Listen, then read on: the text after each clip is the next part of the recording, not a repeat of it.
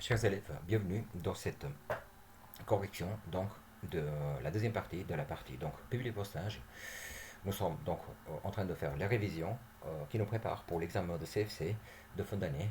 Nous sommes le 7 avril 2020 et ce cours est destiné aux 3 CPB de l'école de commerce MS Totalement.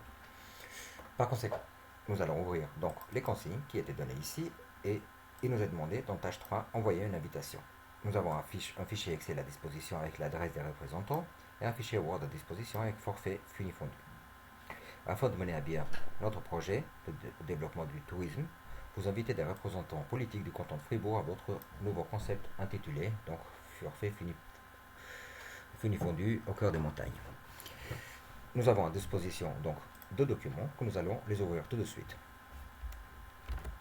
J'ouvre donc dans ce cas mon document, mon dossier dans lequel je vais pouvoir donc le forfait funifondu qui se trouve ici et les adresses représentants qui se trouvent aussi ici. J'ouvre ma lettre.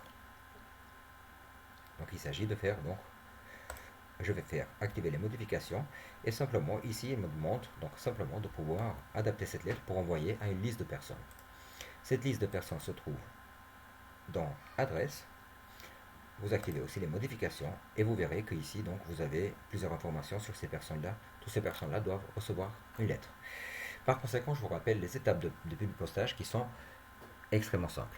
D'ailleurs, je vous conseille fortement de réaliser cet exercice avant et puis si jamais vous avez des doutes ou vous voulez corriger une fois que cet exercice est terminé, de revenir voir cette vidéo.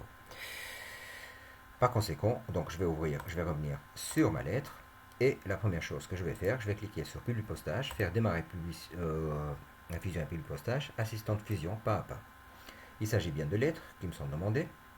Dans ces lettres, si je clique sur l'étape suivante, j'ai utilisé le document actuel. Bien sûr, je vais utiliser celui-là puisqu'il est me demandé. Sélection des destinataires, je vais pouvoir, à travers le bouton Parcourir, venir ici dans mon dossier et pouvoir prendre les adresses des représentants et faire ouvrir.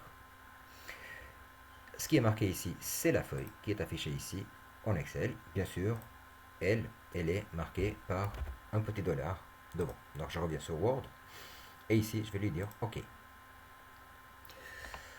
J'ai donc toute la liste, tout le fichier Excel qui apparaît ici. Une fois que ce fichier est déjà lié donc à mon document, ce que je vais pouvoir faire, c'est continuer maintenant et faire correspondre les champs. En effet, si je regarde mon fichier Excel, que je vous conseille fortement d'ouvrir en avance, vous avez nom, prénom, genre ici. Et si je vais ici faire correspondre les champs, qui est la deuxième étape que je dois faire, le nom et le prénom, c'est facile à trouver pour Word, mais le titre de civilité, il ne le sait pas vraiment parce que c'est marqué genre. Donc du coup, je vais lui dire OK. Je vais faire oui avec celle-ci et je vais continuer. Donc sur la troisième étape, c'est insérer les champs. Si je regarde mon tableau Excel, il est constitué de nom de prénom des personnes, de la rue qui se trouve ici, du code postal et de la localité, donc tout ce qu'il me faut pour pouvoir envoyer une lettre. Par conséquent, je vais venir ici et troisième étape, c'est insérer un champ. Je vais venir ici, donc je vais mettre le genre, insérer, le prénom, insérer, le nom, insérer, la rue, insérer, le code postal, insérer et la localité à la fin. L'adresse email ou les autres informations, j'en ai pas besoin. Je vais supprimer donc le reste. Donc actuellement, j'ai une adresse qui n'est absolument pas mise en page, mais je vais pouvoir le faire de ce pas en mettant un petit espace ici, un retour ici, un espace, un retour ici aussi et un espace ici. Je vérifie que mes données sont bien en ordre, donc que je commence bien ici au minimum à 4, 6, sinon je devrais descendre un tout petit peu. Donc là je suis à 4, 9. Là je peux bien sûr diminuer un peu l'espace qui se trouve ici et je vais vérifier surtout que mes données s'affichent de manière juste. À ce stade, il est très important d'enregistrer votre document. Donc fichier enregistré. Par conséquent, je vais, une fois que les adresses sont mises, je peux très bien me mettre ici et le mettre en noir. Et je vais continuer à lire mes consignes. Dans mes consignes, il est demandé que le titre doit être déterminé au nom du participant. Je vais donc procéder par la suite ici en prenant ce champ qui est présent ici. Donc je vais bien le sélectionner, y compris le retour. Comme ça, je suis sûr de l'avoir. Je viens dans le postage et je vais lui dire si alors, sinon. Si je regarde mon fichier Excel, dans les genres, tout ce qui est M, c'est des messieurs et tout ce qui est F, c'est des dames. Donc si ici, je vais lui dire le genre est égal à M, dans ce cas-là, c'est un monsieur. Sinon, c'est une madame.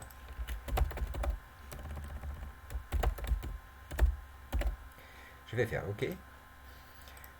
Je vais faire un retour à la ligne s'il y a une modification et je vais retester. Là, il s'agit bien d'un monsieur pour Jean et pour Solange d'une madame.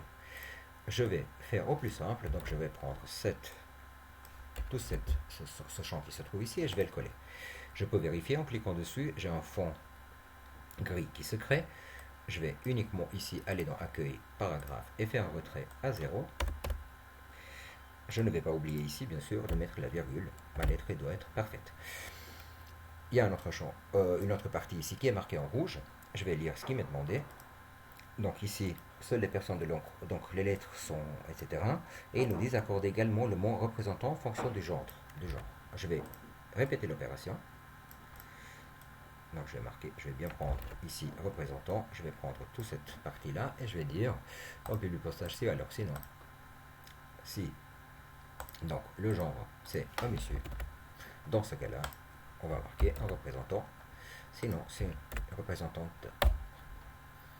Je vais insérer ce champ ici, je vais mettre l'espace, vérifier en cliquant dessus qu'il s'agit bien d'un champ. Une autre vérification peut être possible en faire, basculer les codes de champ.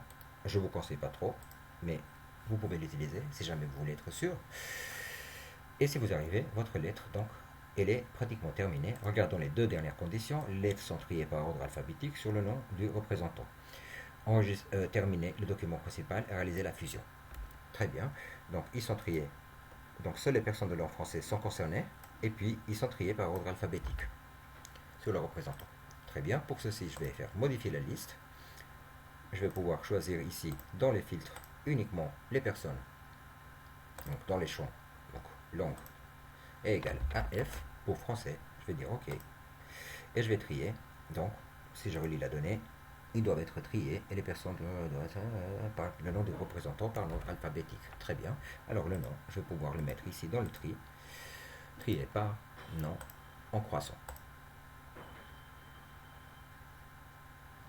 Je vais peut-être regarder pourquoi il m'a gardé les F ici, parce que dans les filtres, j'ai bien marqué uniquement donc les dames. Donc je vais pouvoir lui dire ici peut-être uniquement simplement les donc il doit être envoyé, je vais vérifier juste la donnée, il doit être envoyé uniquement les personnes sont triées de langue française. Donc uniquement les personnes de langue française. Donc je vais pouvoir faire mon tri directement ici.